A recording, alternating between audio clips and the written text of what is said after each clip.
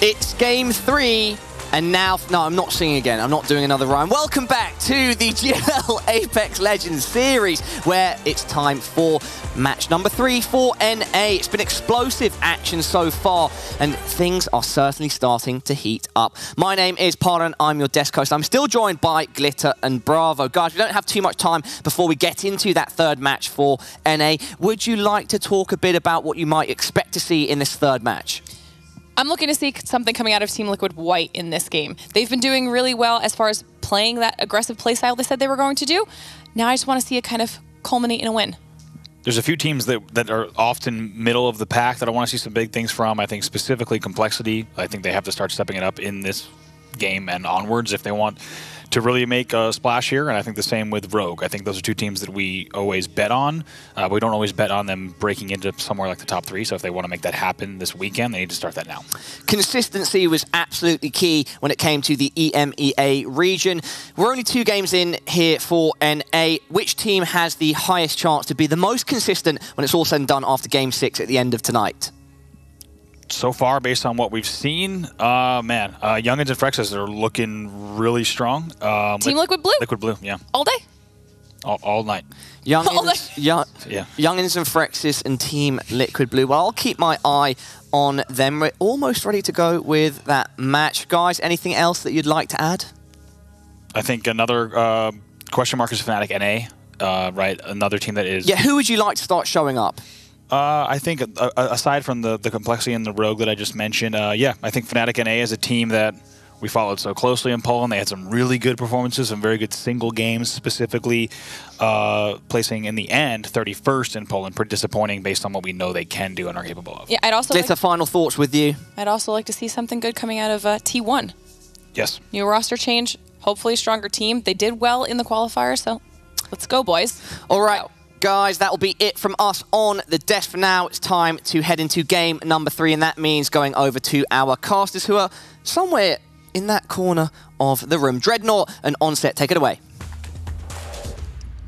We're having a lot of fun here. I'm not going to lie, we're giggling away to ourselves. We're having a lot of fun. Bravo just made us laugh on the desk there with a little correction, but it was a lot of fun. But the most fun we're having here, Dreadnought, is of course the fact that people are playing here in North America. Yeah. First game, 12 kills. We're like, what, 12 kills? FlyQuest has got 16 kills in that second game on their way to a Champions banner. Yeah.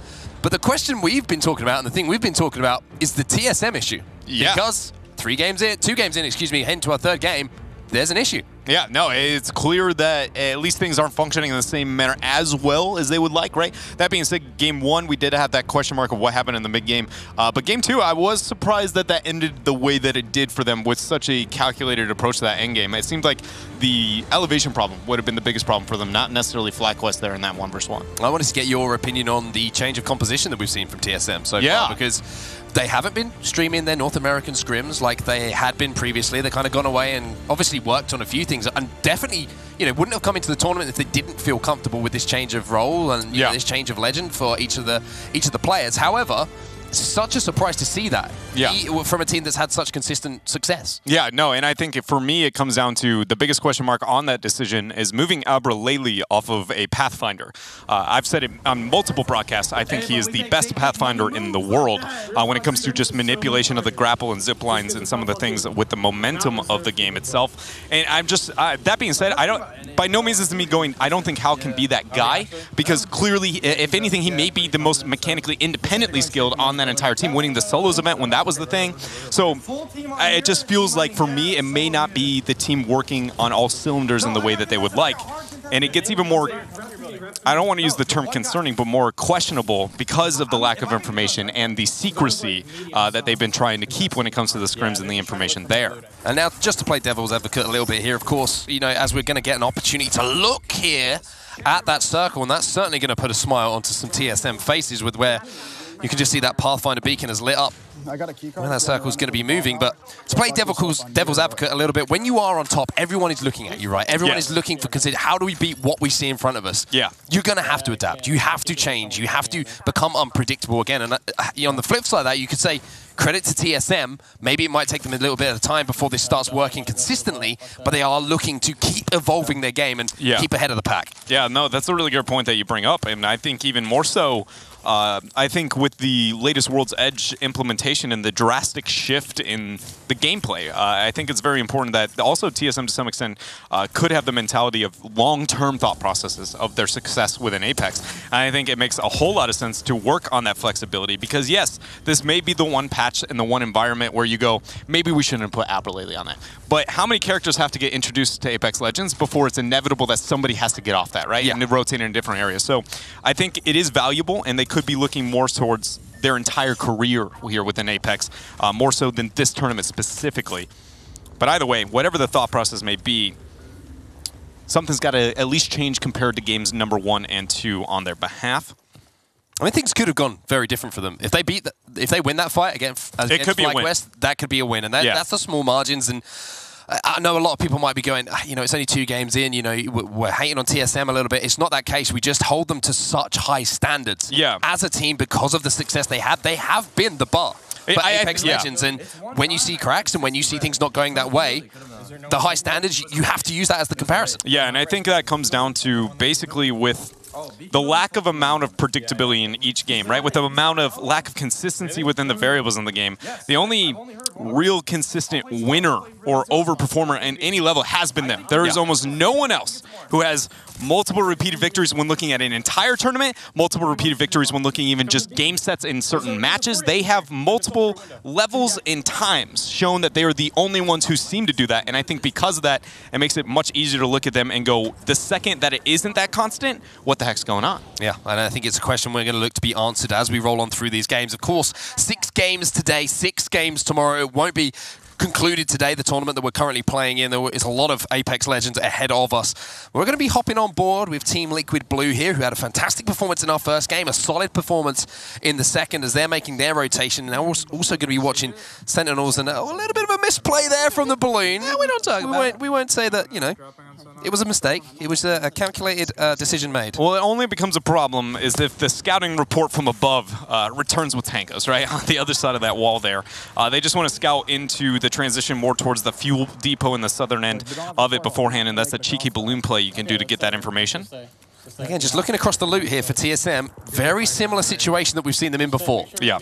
Fuel giving them that opportunity to rotate out. The issue is they're going to have teams rotating into them now, and with that real lack of armor, then the team fight's going to be so much more difficult. I think it was only Hal who'd managed to get out with a purple, and that was because he extended to the higher ground above where Fuel Depot is to actually kind of go on a little bit of a scouting mission to see if he could find some loot, because the first 2 games, they haven't had any. Yeah. Yeah, no, it is super interesting, and also with the dominant performance we have had out of our winning teams here in North America. Another trend that I think is important to be considering on the back end as we still are, you know, on the first half of our day here for North America is how much of that is momentum kind of snowballing the loot capabilities off of some of those trades here. We'll have to keep our eye on that here as we already see the Youngins and Frex struggling there in that skirmish. Yeah, it looks like they will be taken down, and it will be the first squad eliminated as Sedox can't quite clench as he walks around that corner and gets caught with a bullet just to get down. And now you are going to see TSM get aggressive, and this is exactly what TSM wanted, but Abralele is going to be coming under fire from behind there. I mean, opens that door and is met with a welcome that he wasn't expecting. Yeah, if that was his Gibraltar ultimate on that house, which I think it was, you might be able to argue it was kind of worth to be able to take the trade for a moment if they net an actual knock after that point, but that wasn't going to be the case here as the Pittsburgh Storm struggling to hold their own here against Team Liquid. Team Liquid doing a good job again of picking up early kills in this game. 19 squads left. No surprise to see that, but a lot of action going in, and that's because of this central zone. Such a short rotation for a lot of teams into a central zone in comparison to, say, a more northern zone or one towards the edge of World's Edge here. It means that distance covered is a little bit shorter. There's more engagements going to be found along the way. Rogue here is dealing with a lot of angles here. So we already see one sitting on the low ground there, another one sitting onto the western side, just off to the left. Not going to be risking any shots, but it's very clear that's a minimum 2 to 3 teams with Envision alone. I'd say, I think it's actually 4. 2 shooting at a very distance, and then 2 kind of scuttled here closer together. Liquid was that team making the rotation here through what feels like the middle of everyone. So there was a player there from Pittsburgh Storm, who was still available. He gets taken down. It's going to be Decop, who does fall to the hands of Casper there from Team Liquid. And I could have had the kill on Solve too, but... You can see Rogue, you can hear it in the comms a little bit there, saying they had the opportunity maybe to pick up a kill there, but I kind of like not the overextension to try and pick up one single kill, especially when there's so many squads alive. You overextend once, before you know it, you walk into the field of view of 2 or 3 different teams, you're down. And I think it's worth, at least for now, while we're still only 2 games deep, where nobody is out of it by any means, right? I think if you found yourself at the, unless we have outlier performances, we aren't going to hold our own in any way, shape, or form, then maybe you take those kind of risks. But I do like to see that from Rogue. But to be honest, I feel like out of all the rosters, probably one of the ones that we expect that the most when it comes to experience, at least with each other, sit among some of the most, probably the most experienced roster here, purely based on the fact that they've been playing together before even Apex Legends. And so it's going to be, I would want to see that be a tool that they depend on to be able to really set themselves apart from the rest of the pack. But again, it does feel like post, TwitchCon EU, we haven't really gotten that all the time from them outside of the lower bracket on day number 3 of the preseason invitational. Yeah, still some questions to be answered for that Rogue roster. We'll have to see how they perform it across these 2 days of competition. FlyQuest, the winners of our last game, with a huge, mammoth 16 kills to their name as well. Set up here on the choke point just outside of that cave. And the interesting thing for me here is the potential battle that we're going to see going down in Fuel Depot. You have Sentinels and TSM, the top 2 teams we talked about coming into these games that we were going to be looking out for to become potential champions. At some point, they will be engaging. They're just looking at each other and kind of feeling each other out at the moment. Yeah, and this is actually becoming a really interesting moment in this game as things move on. The team's transitioning through that choke on their way to Fuel Depot, coming over from the sorting factory, clearly running into Senox. And if you notice, they were actually using that same scouting technique that we saw Senex use, and then dropping the Wraith Portal from above, much like we would see above Bunker at moments on the old map. But it's just one of those areas where we haven't seen anything like utilize that, for instance, in MEAA, and then we get, again, clearly a heavy amount of focus there for them now. But Fuel Depot is going to be the moment where things really seem to clash for a lot of these squads.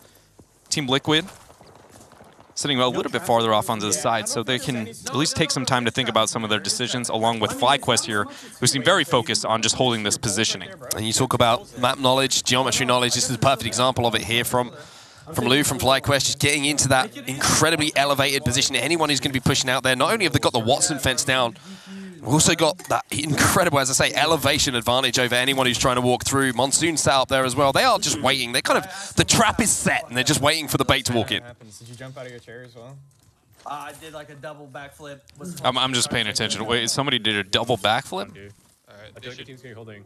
It's kind of a shame we don't have webcams on just so we could have captured that moment. They're probably going to be holding on these buildings. You're probably not wrong. This rotation here for Space Station Gaming, as you hear them kind of calling it out, it is only round 2, so if they do find a bad situation, the circle isn't going to be as threatening overall, but if they do have that problem at the same time, they can get choked out off of this rock right here. So if they can get around this corner comfortably, which it seems like they shouldn't be able to do for free, things will be okay. So we'll see if anybody wants to gatekeep out. One shot did go through. Get ready for a fight here. I think I might as well someone. You can hear in the comms there just saying, get ready for a fight here. They're not, I mean, they did it. Completely confident, but they have managed to sneak through, and there's been a lot of teams who have been rotating through from the west side of the map, trying to get through this point at the moment. Wow. Haven't had too much success with the likes of Rogue set up top and T1 set up on those 3 loot bins as well. It's not been an easy road for anyone who's been walking through there, but the later rotation maybe is favoring Space Station. It really is. Honestly, I'm in awe that they aren't even being threatened. You know, it's not even like somebody saw them and shot once. It's pretty much just been a stroll through, and considering how easy of a choke that would have been able to defend on the rotation into this next circle, probably pretty good. So we saw with the hit marker there, a lot of that Peacekeeper shot actually did end up connecting, but not enough to zone them off completely here, as it looks like helping. And the rest of the squad getting confident there over Fnatic. Not a lot of armor to work with, though. The loot isn't fantastic. Fnatic, though, having to back off from this particular position. It is going to be a Fuel Depot finish, as we see that circle enclosing once more. 2 minutes until we're going to see that move on to round number 4. The Fnatic here, once again, how many times do we have to talk about it? You know, it's a case of they're in a great position once again. The loot doesn't look like the worst. Yeah. But we're fed up with the ending of the story being the same. we want a new book. Yeah. No, it is it's hard for me to frown upon, but at the same time, I feel the same way. And I think that, to be honest, is the plight of my experience as a commentator is you can appreciate the sticking to what you know and what you've been practicing and things like, but at what point is the, the curveball, the Hail Mary, the changeup?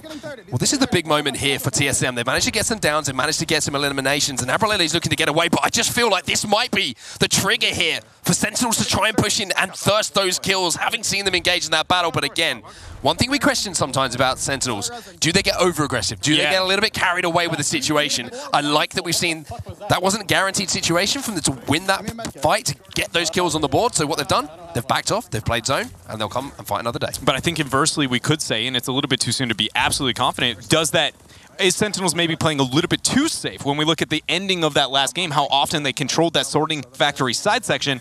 And yeah, it didn't, by no means didn't look bad. They got good placement. It's just one of those, could Sentinels have won if they stuck a little bit more to their guns? We'll find out here as it looks like things are picking up, I think, in momentum on their side. You can use that optic cell now. So now we're in the little valley, just connecting the sorting factory and fuel depot. Such a difficult little spot to move through, especially towards endgame. They could have been sat in this position for pretty much the entirety of the game after an early rotation. They got good loot off the bat as well. I think the gold and the purple were picked off their initial drop, which means that they've been able to move in and rotate early and feel comfortable with it. Yeah. That always helps your situation out.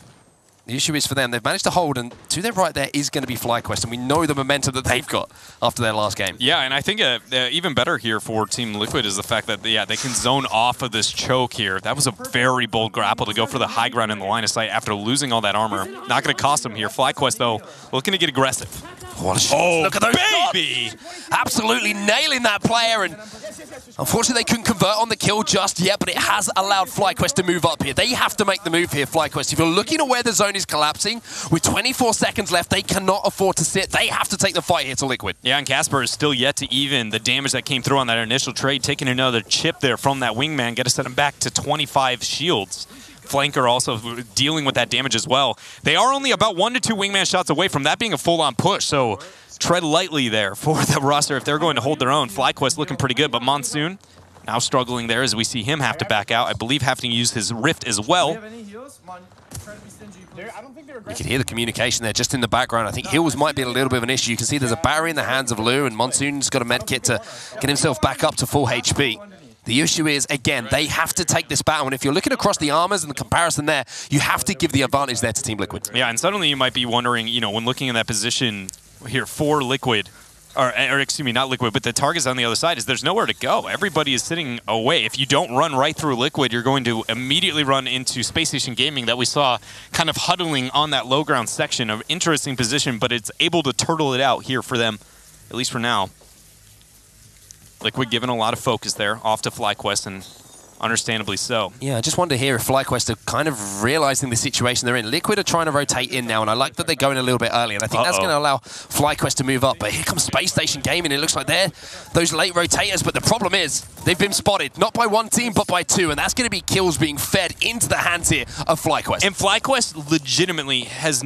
Christmas came early, boys. Yeah. The fact that looting opportunities and heals and resources might be coming on to your front door, and you can pick those up to be able to deal with Team Liquid in the future, a saving grace moment there for them, but they still have a lot of kills to be able to get. More importantly, the distance to get all that loot. Yeah, and it's going to be a Christmas card going to Rogue, I think, who are the team who was sat up on the high ground still, just giving that little bit of assistance. That's what they need in that situation. Sometimes you're kind of just hoping for the best of a situation when that circle is enclosing, that someone is going to spot something out that is going to give you that assistance, give you that loot to move on without you having to overextend and take a risk in a situation where you're already kind of got your back against the wall.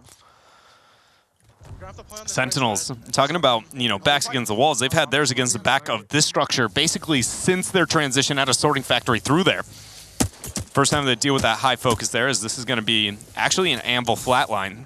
A weapon that we've gotten to see a little bit of purely on the rarity of the Anvil attachment itself. But I want to see the dream shot rotation with it because it is such a clean weapon. So clean. As I say, it's one of my favorite weapons in this season since the update. Does so much damage so quickly if you land headshots. Oh, it's just such a great feeling. It's like the wingman headshot, you know what I mean? It's that clean. When you got it on single fire, it's beautiful. But Team Liquid They're still holding it down. You can see the rotation in here from FlyQuest. Somehow they've managed to fight their way through, but the fire is coming on them. I think everyone who is in Fuel Depot at the moment is aware of the rotation from FlyQuest, but I think they might have got away with it. You can see, as they're getting their heels off, they are aware of that one area on the map that they might be open to. Luckily for them, the panic didn't come in too much. They managed to play it calm, they managed to play it safe, and now Rogue have made the rotation here under the big building that TSM have held for so much of this game. Yeah, but they're also sitting on the side of FlyQuest that we saw just maneuver their way in just a little bit there out on the distance, just on the backside of that landing pad itself. They're going to have to make a rotation in to be able to deal with it, and the silos also have to move a bit closer as well. There's going to be a flank there from Liquid onto Space Station Gaming. That's easy pickup here for them. What can they do after this point here as we got 13 squads here still in round number 5. There's loads of bodies in front of him, and they have to hit some shots here, Team Liquid. They're managing to stay alive. One player has been knocked, 2 players have been knocked.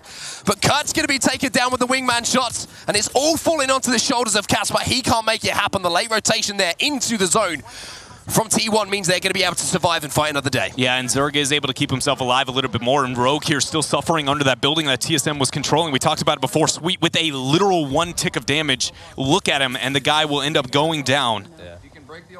And it was Nicewick. We saw one of his teammates fall a little bit earlier to the hands of a TSM player, I believe. But Nicewick landed some nice Peacekeeper shots of his own to back up Rogue here, keep them at bay.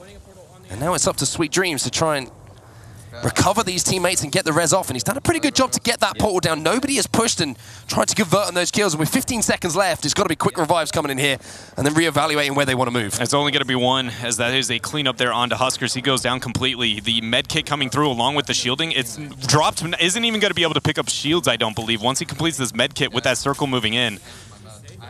He actually canceled his med kit too. Yeah, there was a whole lot of that was worst case scenario once that canceled. You could see the thought process going through, but feels like the beginning of the end there. Complexity looking for the pressure on the backside now. Yeah, Complexity trying to put pressure on. The only issue is that for them, loot. White shields all around. They're kind of having to play a slower game here, looking for picks, looking to maybe be able to thirst a couple of those boxes. We're going to see Reptar taken down. That makes things even more difficult as he's going to fall prey to the zone as that moves in as well. And now Rise, you can see they're desperately trying to find some real estate. The only problem is the estate agent's gone home and everything's been sold. Well, we've got some temporary here, thanks to our agent of Gibraltar. He, conveniently enough, at least if he isn't selling the homes, he can build it. Fnatic, though, with pretty good positioning. I believe they were the one with the glance down here onto what was our Gibraltar bubble coming through for Rise Nation. So we see only one structure actually existing on that next circle rotation. This is actually troll. This is so troll. And this is how to survive when you're the last man alive. Find yourself in a position where you can drop down from the skies and cause a little bit of trouble. It's Fnatic then. I kind of gave a wry smile when you said Fnatic set up beautifully. We've said it before, but a shot like that onto a Rogue player to take down Sweet Dreams is certainly going to help them. But they are going to have to make that rotation again here, Fnatic. This is it for them. If they make this rotation here towards the end game, their confidence is going to be huge because they failed twice. But they need to execute here. If they don't, it's real questions for me on Fnatic's ability to close out these games. Yeah, and part of the reason that the ability to close it out and the question marks being raised, when looking at the X Games, they were able to perform, but it was also with a smaller sample size of lobby, less competitive across the board, placing in 4th overall. But then when we put them in Poland, 31, right? 31st is a... It's not good enough. Nah, tough position. So Sentinels here, you can see they're set up under this landing pad. Communication here, a little bit of light ammo going to be dropped off to Xenox as well. TSM still in that building, in the big building. I mentioned right at the start of this game, TSM are going to be very happy with where this circle location is. The only issue for them, again, what is their loot like? What are their shields like? What weaponry have they got in their hands? Placement should be pretty solid for them, and now you're going to see the pressure coming in, and Xenox is going to fall and just about manages to escape. Xenox! Can he get the battery off? Fnatic, but the fact that everybody is so distracted with the rest of that battle and he was able to dodge that tick of damage so very close there. We do see Fnatic here trying to hold themselves alive. Just the team that just made that transition over, defending over what I believe is Sentinels and a couple more as we still have 6 squads remaining. Headshot comes through. Spirit doing a job here, keeping that Thermite shield up and in the way just so that his teammate can get a little bit more protection. Ult Accelerant's going to be popped here while the danger is going down and the damage is being done. Fnatic here, in possession. Just got the kill there onto Team Liquid as they end up dropping. 5 squads remain, and we really only know where a majority of 2 of them actually, I believe, exist. Here we go, T1, actually 3 members alive at the corner, low ground of that home. They are going to have to move forward, though, if they're going to be able to survive this next. TSM, 2 blue shields, Uh-oh. 1 purple on reps. They're going to have to make a play here. You can see they have to use choked into the corner of this room.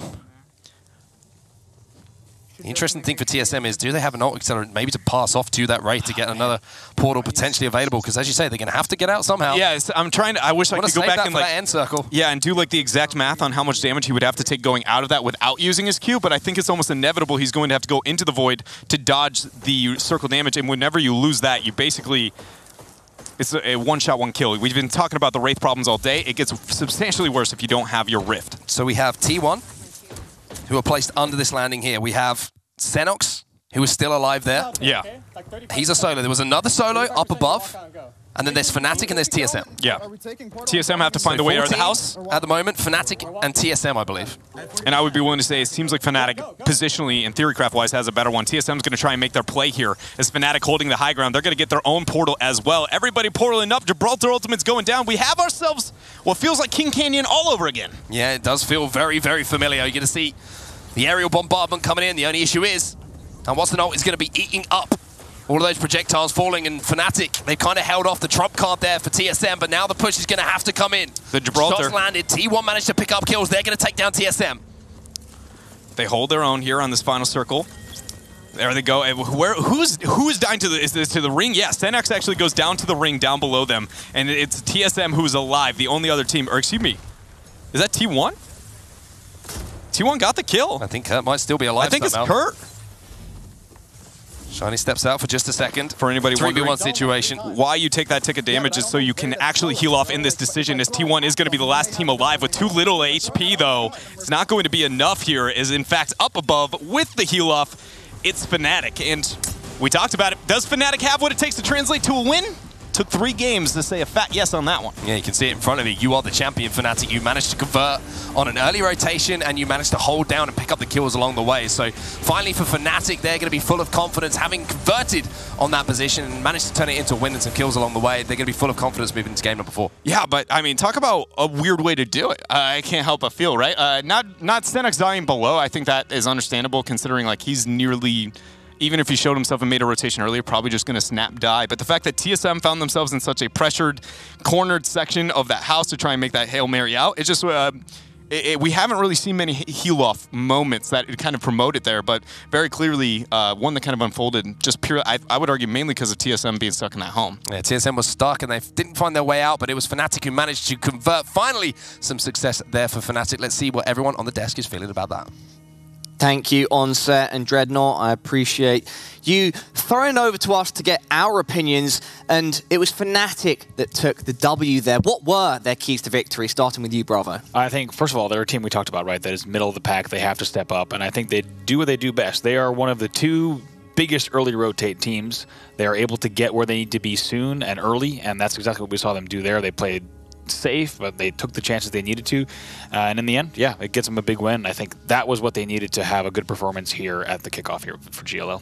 Glitter? Yeah, and we were talking about it while we were watching the game a little bit. I had said that, I think I said Fnatic almost feels like a sleeper team. And I don't mean in their abilities, but in the way that they play. Like, they're so calm and collected, and they just keep themselves, like, everything's so under control, and they're not very flashy or showy. They just do exactly what they need to do, and they're very, very skilled while they do it. Yeah, the end of that match, the circle got so small. How do teams still function under so much pressure and over such little geography, Bravo? Yeah, if you think about the second to last circle, it's often really hard to look at the top right of the screen and see 5 teams left, right, in our second to last circle, and you're wondering, where are we putting all these teams? I think, to be honest, at this stage, teams are so used to working with whatever real estate they get. They're used to being underneath buildings, in ridiculous spots, as you just saw TSM, in the corner of the single interior remaining.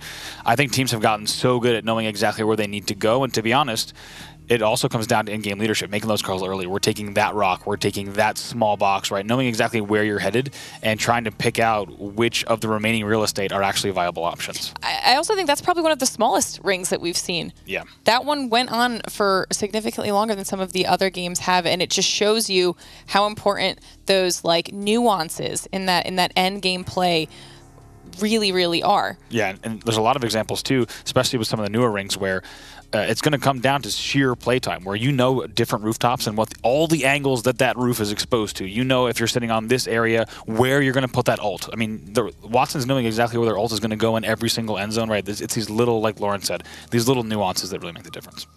Yeah, it feels as though so many small decisions lead up to exactly where you finish at the end. And you pretty much have to be right with every decision you make going through one of these matches, Glitter, it seems. And do you think Fnatic did a very good job throughout that entire match, other than what Bravo mentioned?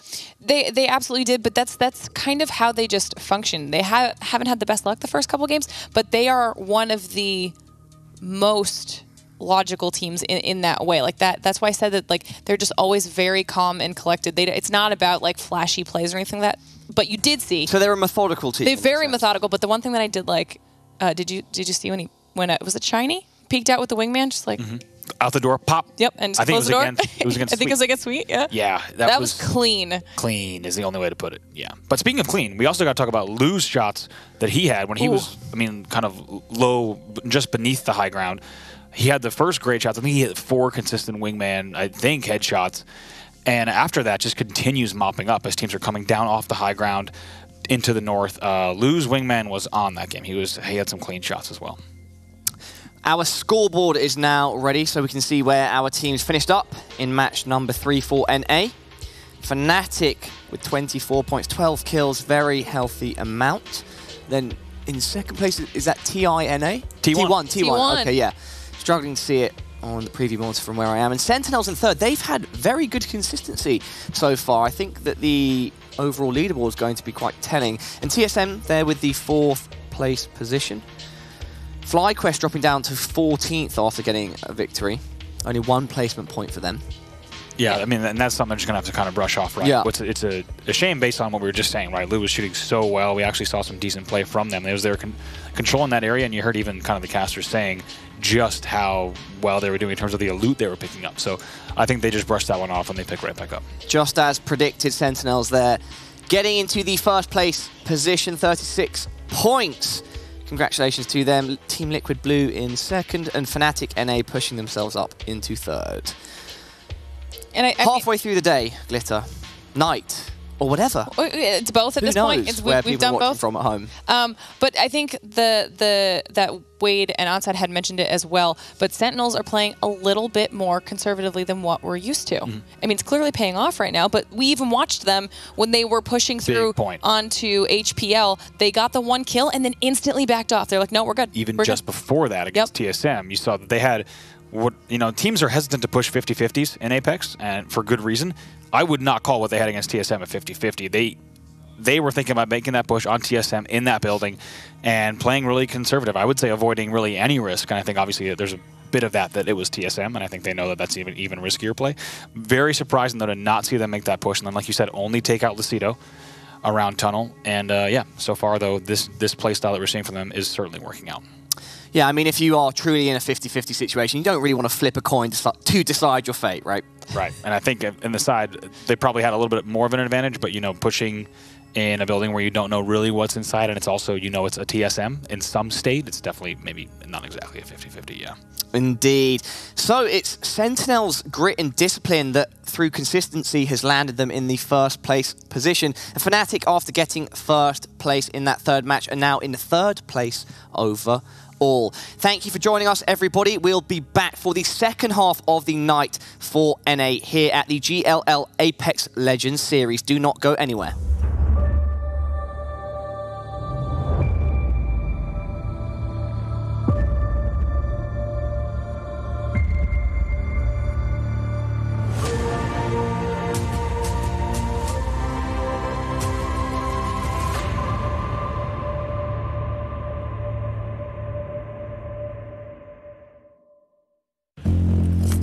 To the untrained eye, you look like everyone else.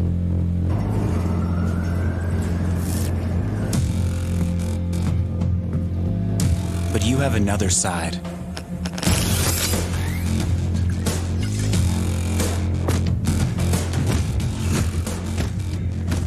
Embrace it with a machine that's worthy of you.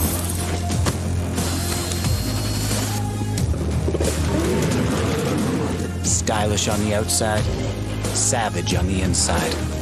Legion by Lenovo, powered by Intel Core i7 processors.